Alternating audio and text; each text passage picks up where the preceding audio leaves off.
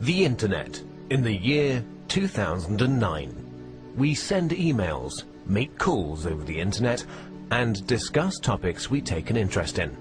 Even our banking is going virtual. But what we take for granted today was only a vague idea 50 years ago.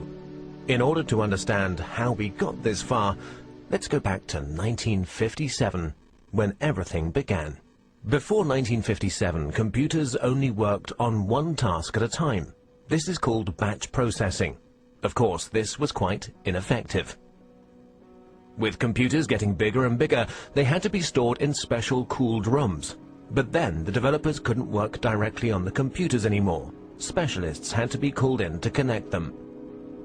Programming at that time meant a lot of manual work, and the indirect connection to the computers led to a lot of bugs, wasting time and fraying the developers' nerves. The year 1957 marked a big change. A remote connection had to be installed so that the developers could work directly on the computers. At the same time, the idea of time sharing came up. This is the first concept in computer technology to share the processing power of one computer with multiple users.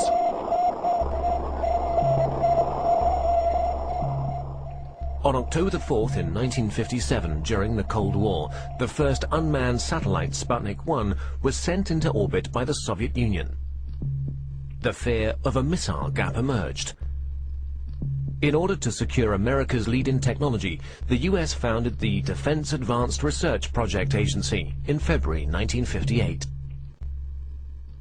At that time, knowledge was only transferred by people.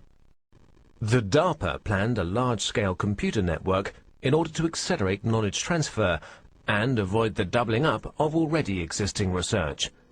This network would become the ARPANET.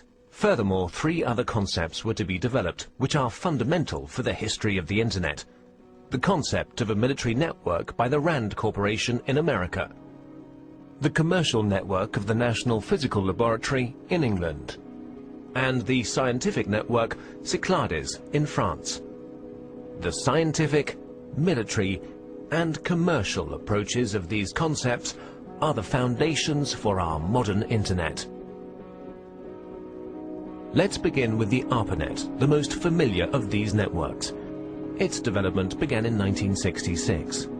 Universities were generally quite cautious about sharing their computers. Therefore, small computers were put in front of the mainframe.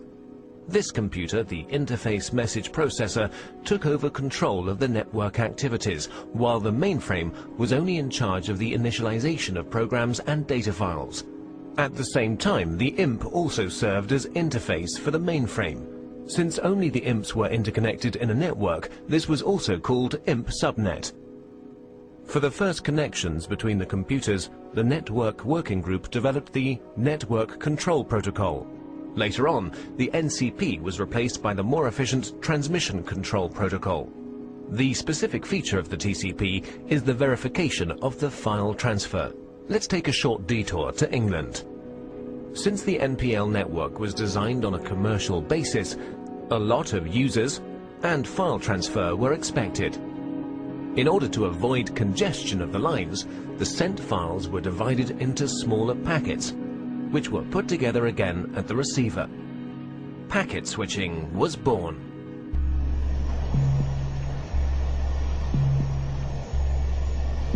In 1962, American Ferret aircraft discovered middle and long-range missiles in Cuba, which were able to reach the United States.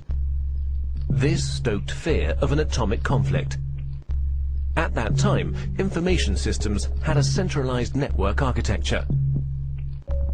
To avoid breakdown during an attack, a decentralized network architecture had to be developed, which, in case of loss of a node, would still be operative. Communication still used to work through radio waves. That would have caused problems in case of an atomic attack.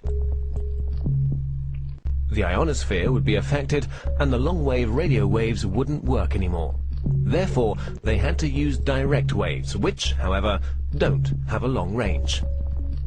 A better solution was the model of a distributed network. Thus, long distances could be covered with a minimum of interference. Another milestone followed with the development of the French network Cyclades.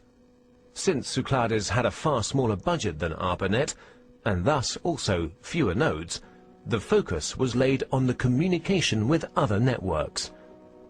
In this way, the term Internet was born. Moreover, Cyclades' concept went further than ARPA's and the MPL's. During communication between sender and receiver, the computers were not to intervene anymore, but simply serve as a transfer node. Cyclades' protocol went through all machines using a physical layer that was implemented into the hardware, providing a direct connection with the receiver, an end-to-end structure.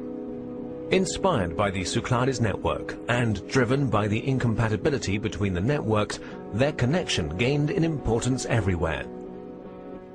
The phone companies developed the X.25 protocol, which enabled communication through their servers, in exchange for a monthly basic charge, of course. DARPA's transmission control protocol was to connect the computers through gateways. And the International Organization for Standardization designed the OSI reference model. The innovation of OSI was the attempt to standardize the network from its ends, and the channel's division into separate layers. Finally, the TCP assimilated the preferences of the OSI reference model and gave way to the TCP/IP protocol, a standard which guaranteed compatibility between networks, and finally merged them, creating the Internet.